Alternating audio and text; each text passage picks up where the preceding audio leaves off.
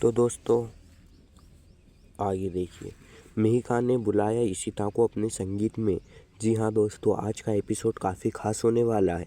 यहाँ पर मिहिका जैसे ही अपनी अक्का को अपने फंक्शन में बुलाती है, आदि काफ़ी खुश हो जाता है क्योंकि आज वो पहली बार अपनी माँ से मिलने वाला होता है। आदि इतना ज़्यादा खुश होता है, कहता है कि माँ आज आने वाली है, फाइनल में ही माँ से मिलने वाला हूँ। वहीं दूसरी तरफ अब यहाँ पर पूरे 7 साल बाद इशिता और रमन एक दूसरे को देखेंगे, मतलब आमने सामने आने वाले हैं। और वहीं दूसरी तरफ अब इशिता बहुत दुखी होने वाली है रमन की ऐसी हालत देखकर। आप आगे देखना। यहाँ पर आदि कहता है कि अपने परिवार को क्यों नहीं इनवाइट किया, क्योंकि चाचू और परिवार की तो अब जमती नहीं।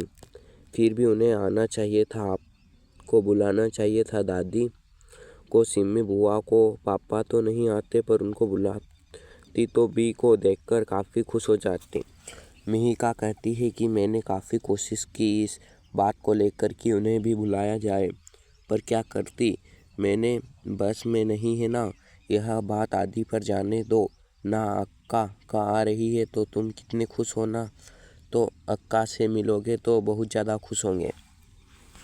मैं भी बहुत ज़्यादा खुश होंगी और परिवार भी। वहीं दूसरी तरफ रोमी सोच रहा है कि मेरा बेटा, अपना खुद का बेटा, आज रोमी के साथ बिजनेस कर रहा है, उसका साथ दे रहा है और अपने पापा का नहीं, क्योंकि यहाँ पर रमन को पसंद नहीं है कि वह रोमी के साथ काम करे, क्योंकि रोमी अशोक की मदद लेता है बिजनेस में।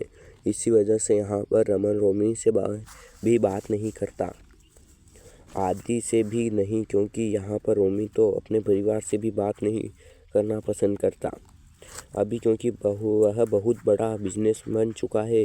रोमी यहाँ पर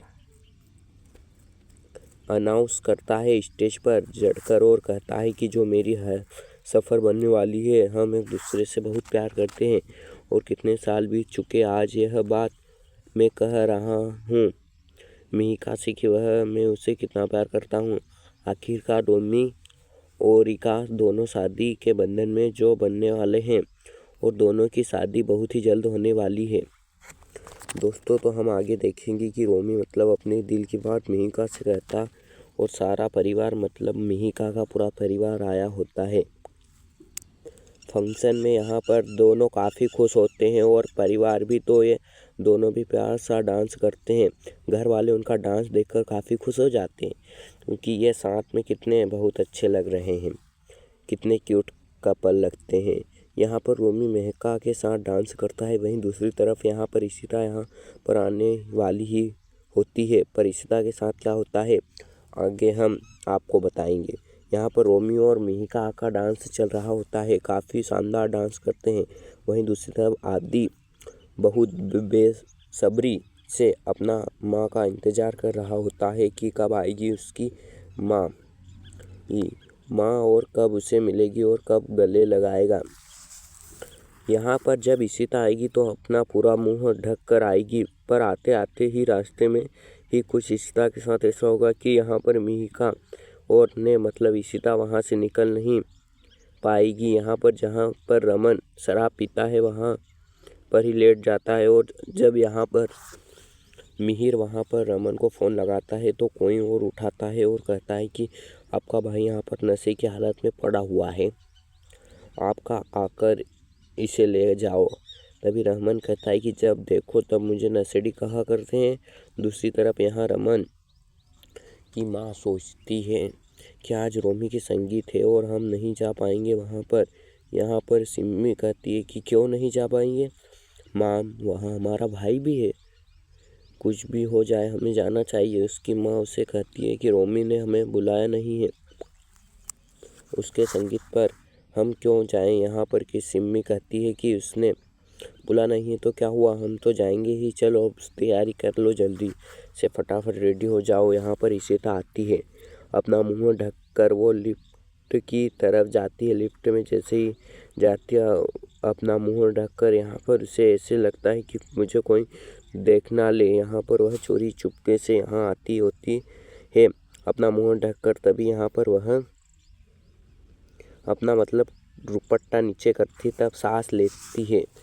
जैसे ही यहाँ पर वह देखती है कि लिफ्ट में कोई आने वाला है, क्या लिफ्ट में वह देखती है लिफ्ट के दरवाजे की तरफ, तो कोई आ रहा होता है। वहाँ पर कोई और नहीं बल्कि रमन होता है। रमन का इतना नशे में होना, वह जैसे कि इशिता की नज़र रमन पर जाती है। एकदम से इशिता के दिल की धड़कनें तेज हो जाती है और वह रमन की तरफ देखती है और रमन उसकी तरफ। रमन तो नशे में हालत में है, उसे यही लगता है कि और कोई और लड़की ही और उसके इशिता नजर आ रही है। वह देखता है, कहता है कि तुम इशिता हो क्या? इशिता कहती कि नहीं, मैं इशिता नहीं हूँ। इशिता मेरी जान थी, वो मुझसे छोड़कर हमेशा हमेशा के लिए मुझसे दूर हो गई। इशिता और मेरी बेटी रूही, वो दोनों 7 साल पहले ही मुझे छोड़कर चली गई इस दुनिया से। इशिता का हाथ पकड़ लेता है और कहता है कि तुम कहाँ जा रही हो? इशिता कहती है, मुझे जाना होगा यहाँ से, क्योंकि मुझे यहाँ से निकलना है। और देखो, लाइट भी चली गई है और लिफ्ट बंद हो गई है। इशिता किसी को बुलाती, हेल्प करती है, पर कोई नहीं आता। वहाँ पर इशिता और रमन दोनों एक ही लिफ्ट में अटक जाते हैं और रमन ज़बरदस्ती इशिता से कहता है कि तुम्हें पैसे चाहिए क्या? लो, मैं तुम्हें बहुत सारे पैसे दूंगा। देखो, मेरे पास बहुत सारे पैसे हैं। जो भी आता है मुझसे कोई ना कोई मुझे धोखा देकर चला जाता है, और कोई भी आता है तो पैसे के लिए ही आता है। इशिता कहती है कि मुझे कोई पैसे नहीं चाहिए, मुझे यहाँ से जाना है। रमन का के आंखों से आंसू आ जाते हैं और कहते हैं कि तुम भी मुझे छोड़कर जा रही हो। तभी इशिता कहती कि नहीं, मैं तुम्हारी इशिता नहीं हूँ, मैंने तुमसे पहले भी कहा है। रमन गिरने वाला होता है, तभी इशिता उसे पकड़ लेती है, उसका हाथ थाम लेती है और रमन इशिता को अपनी तरफ खींचता है और कहता है कि तुम कहाँ जा रही हो मुझे छोड़कर। तभी इशिता रमन के लिए बहुत रोती है, उसकी आंखों में बार बार आंसू आते हैं। रमन की इस हालत को देखकर सोचती है कि पूरा कितना कुछ बदल गया है इन सालों में। बदल गया पूरा, कितना माहौल बदल चुका है। आज पहले जैसे वो दिन नहीं रहे अब। रमन वह सोचता है। रमन कहता है कि तुमने मुझे इशिता नजर आ रही है, और देखो ना, तुम बिल्कुल इशिता की तरह लग रही हो। तुम यहाँ पर ही रुको मेरे साथ यहाँ पर। रमन उसे खींच लेता है अपनी तरफ। वहीं दूसरी तरफ अशोक यहाँ पर बाला से कह रहा होता है कि तुम्हें पता है, रमन भी इसी होटल में है, नीचे शराब के नशे में धुत है। तभी बाला कहता है कि सच में रमन यहाँ पर? तभी यहाँ पर अशोक कहता है कि हाँ, वह यहाँ पर ही है।